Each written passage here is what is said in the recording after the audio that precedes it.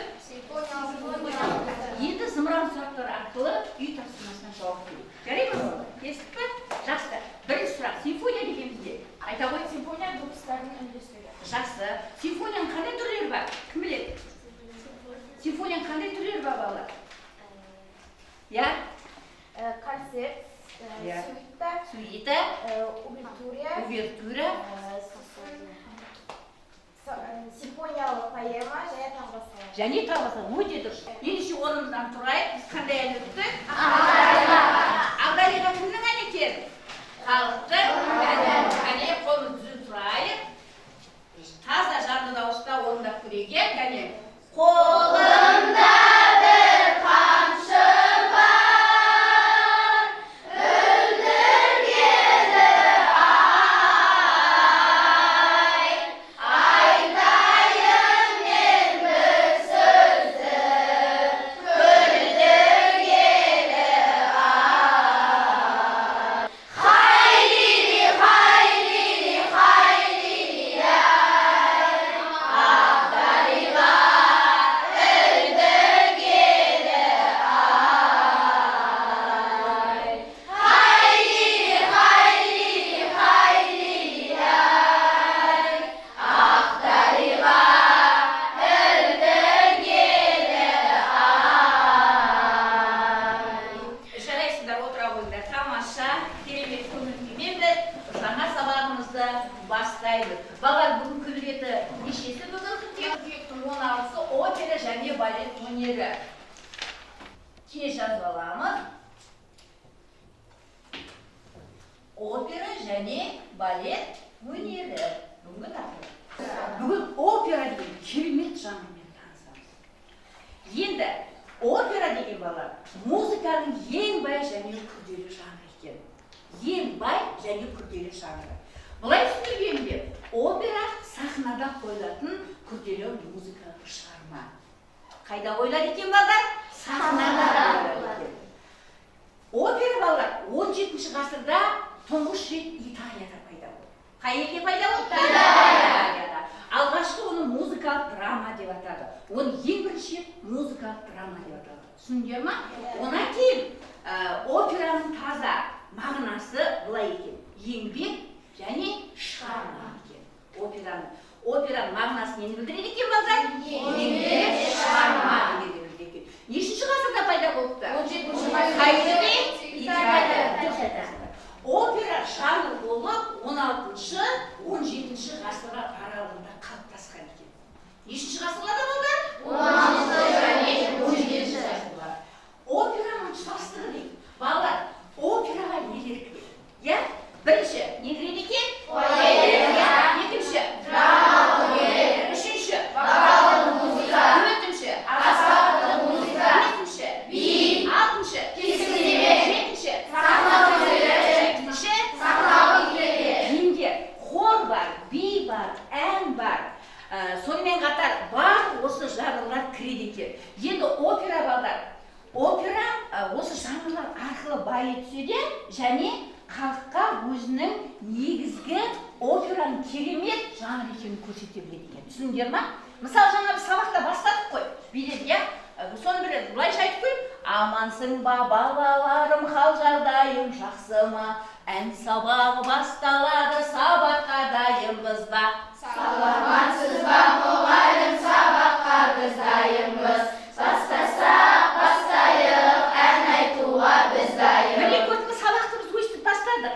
Балалар, опера дегенді осылай түсінуге болады. Опера дегеніміз белгілі бір оқиғаны, белгілі бір сахнада музыка арқылы жеткізу. Не арқылы жеткізу? Музыка. Яғни ондағы кейіпкерлер, ондағы барлық адамдар бір-бірімен ән арқылы тілдеседі екен. Не арқылы тілдеседі? Ән арқылы. Музыканың өн бойы, операның өн бойында музыка жүреді екен. Енді операдағы музыка жеке орындалатын болады. Түсіндіңдер ма? Ол ария, ариоза, каватина, речитатив деп аталады. Түсіндіңдер ма? Осы жерде екеуіне ғана мағлұмат беріп кетейін мен сендерге. Балалар, ария дегеніміз бұл операдағы жеке кейіпкерлердің әні. Яғни соның бейнесі жасалады. Түсіндіңдер ма? Ариоза деген ішкі жан толғанысын көрсете білетін ән. Түсіндіңдер ма? Ал енді мына жерде топпен орындалатын бар екен. Дуэт, Трио неше адам? 3 адам. Квартет неше адам? 4 адам. Ансамбль одан да көп адам. Балалар, операда жеке кейіпкерлер ән айтады ғой, бір-бірімен ән арқылы сөйлеседі. Түсіндіңдер ма? Жеке нелер. Ал енді операда би болады, ол би сол операдағы тойды көрсетеді екен. Ал егер халық бұл бәрі хормен ән айтса, ол халықтың үнін көрсетеді екен.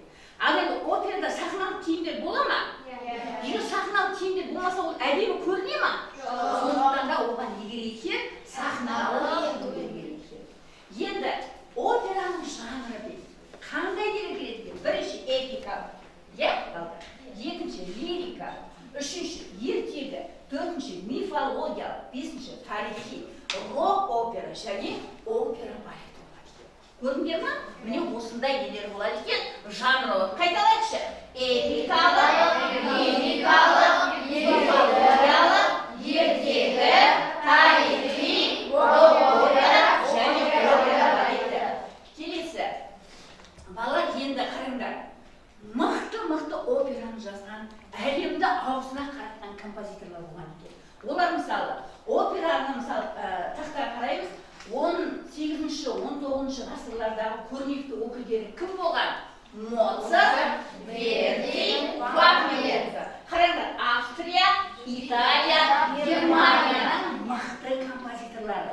Осылар көрнекті өкілдері болып опера жазған екен. Түсіндіңдер ма?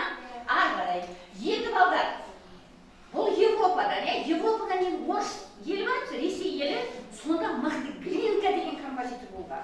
Глинка деген композитор операның негізін қалаушы орыс музыкасында. Түсіндіңдер ғой? Енді оған қосылу Глинканың жолын Мусоргский, Чайковский, Римский-Корсаков, Бородин жалғастырған. Қанайтерші? Мусоргский, Чайковский, Римский-Корсаков, Бородин. Осындай мықты композиторлар Глинканың жолын жалған. Көптеген орыс операларын жазды. Түсіндіңдер ма? Ағай.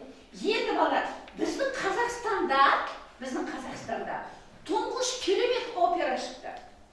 Бұл 1934 жылы Қыз жібек деген операны музыкасын кім жазған? Евгений Брусиловский жазған. Балалар, керемет біздің маңдайымызға жүрген өнер тарландары.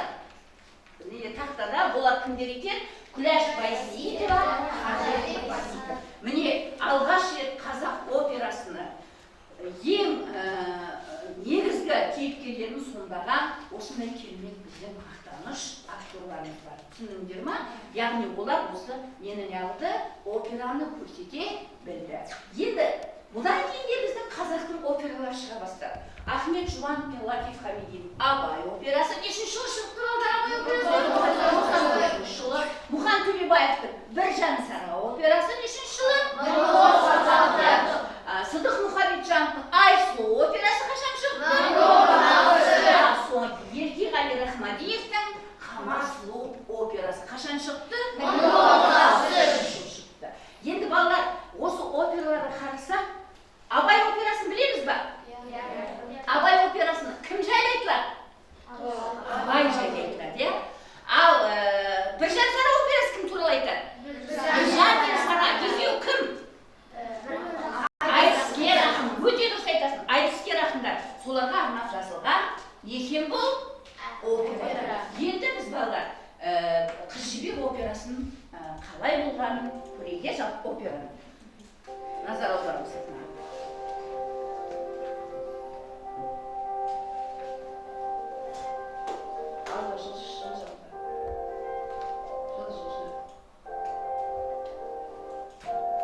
Міне балалар, опера және балет театры алдарыңызда.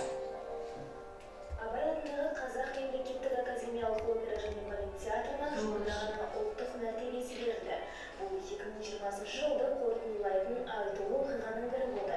Өз кезегінде еліміздің көркем музыкалық театрының ұжымы жанкүйерлерін отандық премьерамен қуантты. Бұл олардың осы мәртебеге лайықты екенін дәлелдейтін ғажап туындының бірі. Дәлірек айтқанда, өнер ордасында тұңғыш қазақ операсы Қыз жібек шығармасы сахналанды. Міне опера ол осындай болады, көрдіңдер ма? Бекежанның қастандығынан баянсыз болған Төлеген мен Жібектің махаббат тарихы, халық эпосының сюжеті, қазақ Әне хор тұрарында бер жылда бейтін көрдер ма болар? Бұл неге? Жібек операсы. Кім жақсы сценарий? Халық күйлерінің нұсқасын шығарды. Олардың қатарында Ақын Ыбырайдың Гәкку шығармасынан негізделген Қыз жібек ариясы да бар. Болды, тоқтатамын.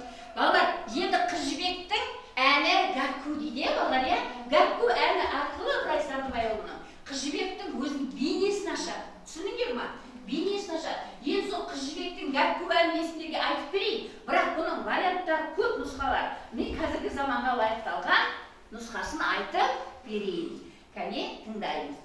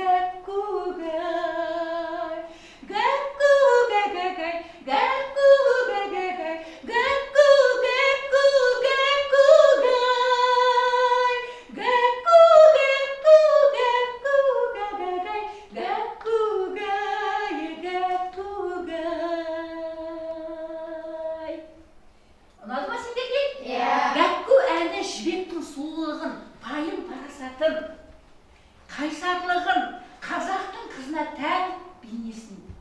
Келесі Абай операсын көрейікші кәне. Абай операсын.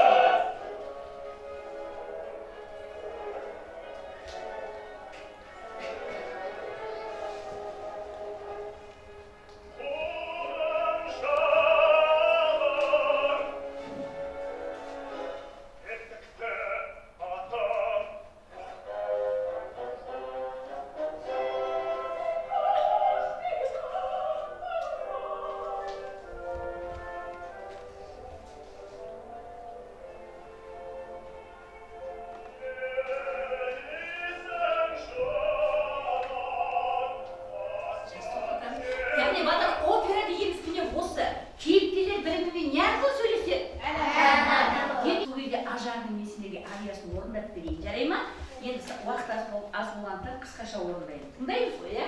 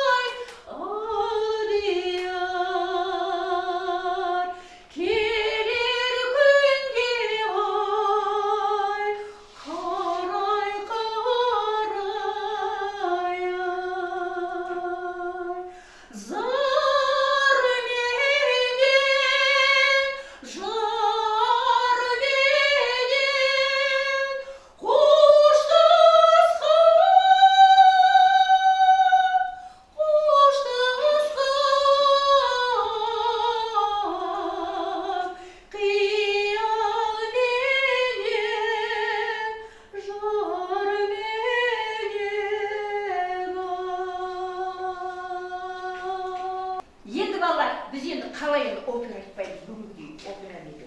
Опера қаланы. Солай солай, иә? Ендеше Біржан Сара операсынан Мұхан Төлебаевтың бірінші бөлімінен хор, жастар хоры. Иә? Үйрен аламыз ғой, иә? Сенімдіміз ғой өзімізге. Жақсы, әуелі мен орындап берейін, иә? Көңілді, керемет хор. Тойға тойы қосылса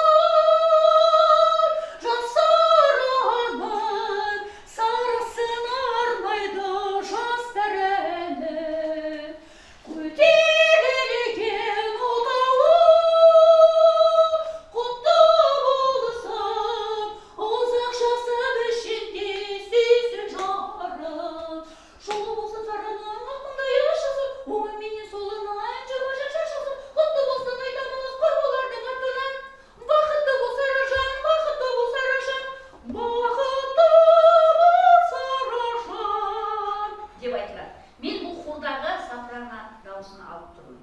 Енді сіздердің дауыстарыңызға ылғайықтап, мен танайыңызды шамалы түсіремін, жарай ма? Сондықтан қазір сендермен бірге айтып көрейікші осыны, жарай ма? Сондай қидамыз болды. Кәне, бір айтып көрейік, кәне. Тойда